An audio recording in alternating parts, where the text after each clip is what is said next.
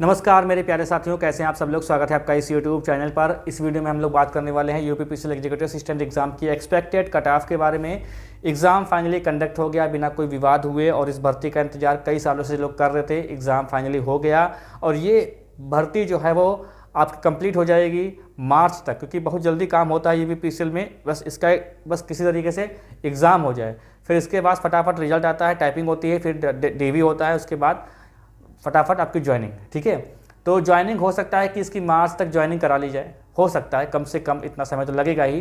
ठीक है, सीधी बात करते हैं हम लोग एक्सपेक्टेड कट ऑफ के बारे में। यहाँ पर मैं आपसे ये नहीं कहने वाला हूँ कि कट ऑफ जो है वो कई महीनों पर उतरती है, जैसे कितने लोगों ने पेपर दिया, फलाना ढिमकाना। इससे क्या मतलब है, हम सब लोग जानते हैं, इतना तो हम लोग जान ही चुके हैं पेपर देते देते कि कट ऑफ किस पे आधारित होती है।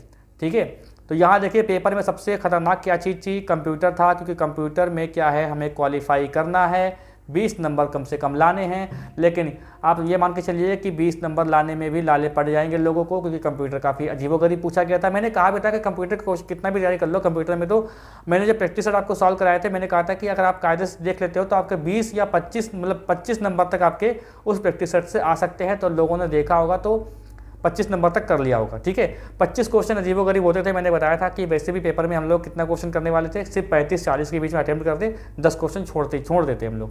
अब बात करते हैं जीएस के बारे में। जीएस का जो है बहुत अच्छा लेवल नहीं रहा, मतलब जीएस ठीक ठाक थी, और हिंदी जो है वो भी ठीक थी। अंग्रेजी की बात करते हैं और रीजनिंग की बात करते हैं। देखिए हुआ क्या है कि जीएस का जो बता रहे थे लोग कि जीएस का जो है वो हल्का फुल्का सिलेबस, मतलब हल्का फुल्का जो है पेपर था, मतलब ज़्यादा, मतलब जीएस को ज़्यादा खतरनाक नहीं बनाया गया था। हिंदी में भी ऐसे क्वेश्चन थे कि व्याकरण बहुत कम थी, वोके ज़्यादा पूछी गई थी, पर्यायवाची वगैरह ज़्यादा आए थे। पर्यायवाची अजीबोगरीब, ये जो बता रहे थे लोग कि अजीबोगरीब जो है इसमें पूछे गए थे आपके क्या बोलते हैं, मुहावरे और लोकोक्तियाँ अजीबोगरीब पूछे गए थे।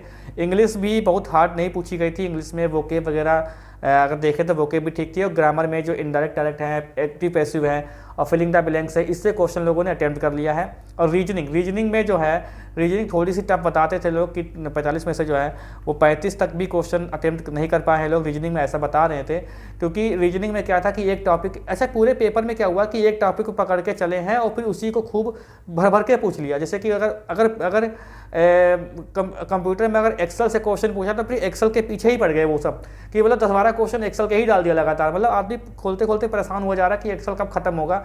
ऐसे ही हिंदी में हुआ, हिंदी में अगर लोकोक्ति मुहावरे आ गया, फिर पता नहीं क्या लोकोक्ति मुहावरे के पीछे ही पड़ गए, मतलब दिमाग खराब कर दिया, ऐसे बताते थे लोग। अंग्रेजी में भी ऐसे हुआ, लेकिन हिंदी से अगर हिंदी अंग्रेजी दोनों की तैयारी अच्छी थी, ठीक है, बराबर थी, तो अंग्रेजी उनको आसान लगी होगी हिंदी से। और रीजनिंग में ऐसा हुआ कि रीजनिंग में क्या हुआ कि जो आपका ये पोर्शन होता है, क्या बोलते हैं उसको, अरे क्या बोलते हैं उसको, देखो, कोडिंग डिकोडिंग के क्वेश्चन ज़्यादा थे। ठीक है, ऐसा बताते हैं कि कोडिंग डिकोडिंग के क्वेश्चन ज़्यादा रहे।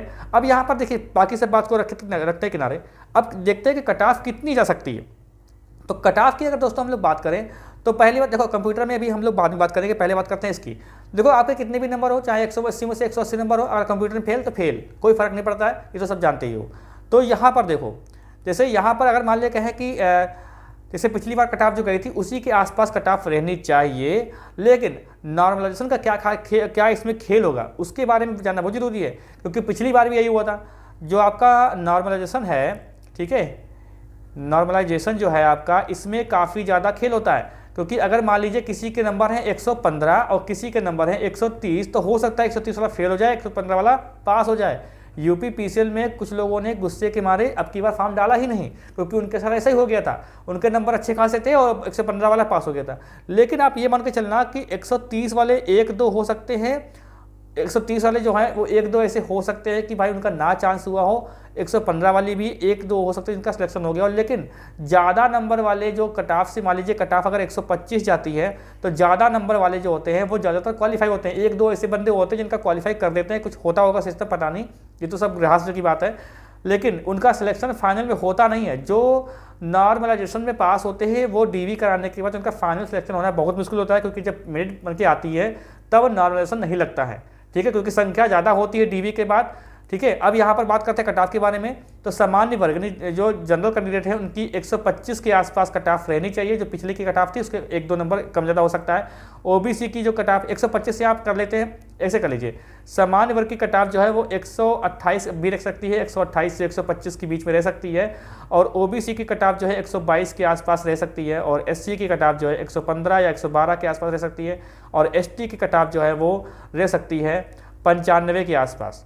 ठीक है, हालांकि ये बहुत ज़्यादा हो गई, एसटी कट ऑफ हो सकता है कि 80-85 भी हो, लेकिन आप इन तीनों को लेकर चलेंगे, इतनी कट ऑफ यहाँ पर रह सकती है कि सामान्य वर्ग में 128 नंबर के आसपास अगर बन रहा है तो आपका सिलेक्शन हो सकता है। ठीक है, अच्छा यहाँ तक तो आपने समझ लिया। अब बात करते हैं कंप्यूटर की। कंप्यूटर में आपका कंप्यूटर खराब हो गया, कंप्यूटर में आप जो है वो खराब कर दिए, 20 नंबर भी लाना मुश्किल है। तो यकीन मानिए कंप्यूटर में जिसके 15 नंबर होंगे, 16 नंबर होंगे, 17, 18, मतलब कम से कम अगर किसी के 15 नंबर भी हैं तो हो सकता है कि वो भी क्वालिफाई कर दिया जाए।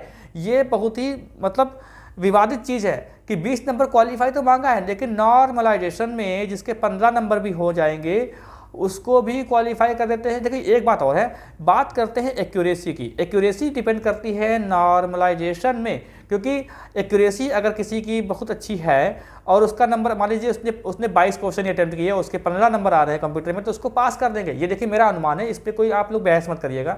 ठीक है, लेकिन और हो सकता है किसी के 21 नंबर हो तो कंप्यूटर में फेल भी हो जाए। जैसे उसने 50 में 50 क्वेश्चन कर दिए और उसके नंबर आ रहे हैं 21 या 20 ही नंबर आ रहे हैं, 20 पॉइंट कुछ नंबर आ रहे हैं, तो उसका क्या होगा, उसका होगा कि ये फेल मान लिया जाएगा। ऐसा होता है, तभी लोग नाराज हो गए थे पिछली बार। एक्यूरेसी मेंटेन करते, जहां पर आप देखो जहां पर लगा हो नॉर्मलाइजेशन, वहां पर आप एक्यूरेसी को जितना मेंटेन करेंगे उतना ही फायदा होता है, चाहे वो रेलवे का हो चाहे किसी का एग्जाम हो। ये मेरा खुद का एक्सपीरियंस है। ठीक है, अब आप लोग खुद कह सकते हो कि अब आप लोग खुद मतलब कमेंट करके बताओ कि आपके नंबर कितने आए और कितना आप इस बात से संतुष्ट रहते हैं, क्योंकि देखिए ज़्यादा कट ऑफ कम नहीं जाएगी और ज़्यादा भी कट ऑफ नहीं जाएगी, क्योंकि 180 नंबर में से ये क्वालिफाई जो है वो 130 तक 128 तक कर देते हैं लोग। ठीक है, उसके बाद आपकी टाइपिंग होगी, टाइपिंग के 20 नंबर आपके एक्स्ट्रा मिलेंगे अंग्रेजी वाले, तो आप जोड़ लेंगे। जैसे पिछली बार सामान्य वर्ग की 150 से ऊपर गई थी, 152-53 के आसपास गई थी, 141, 142 के आसपास गई थी ओबीसी की, तो इस बार भी इतनी ही कट ऑफ रहेगी। ठीक है, घटेगी, ज़्यादा बढ़ेगी नहीं, इतना ही अनुमान लेके चलेंगे। ठीक है, तो चैनल पे जो लोग नए हैं वो कृपया चैनल को सब्सक्राइब कर लें, बेल आइकन दो जिससे वीडियो का नोटिफिकेशन आपको मिलता रहे। टेलीग्राम से जुड़ जाइए, टेलीग्राम का लिंक इसी वीडियो के डिस्क्रिप्शन में है, वहाँ पर बहुत सारी चीज़ें हम लोग अपडेट करते हैं। ठीक है, अपने साथियों को वीडियो शेयर करें, कोई भी सजेशन होता है तो आप लोग कमेंट बॉक्स में कमेंट कर सकते हैं। मिलते हैं हम लोग नेक्स्ट अपडेट में।